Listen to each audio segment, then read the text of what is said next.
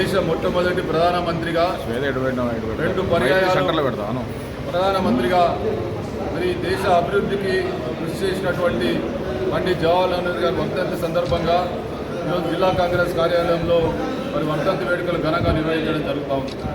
ముఖ్యంగా ఈ దేశంలో స్వాతంత్రానంతరం 10% కూడా అక్షరాస్యత లేనటువంటి పరిస్థితులలో, అదేవిధంగా చాలా గ్రామాలకు విద్యుత్ లేనటువంటి పరిస్థితులలో మరి ఆ దేశ ప్రధానమంత్రిగా పంచవర్ష ప్రణాళికలతోటి ఈ దేశాన్ని అభివృద్ధి పరిచినటువంటి ఘనత పండిత్ జవహర్లాల్ నెహ్రూ గారు.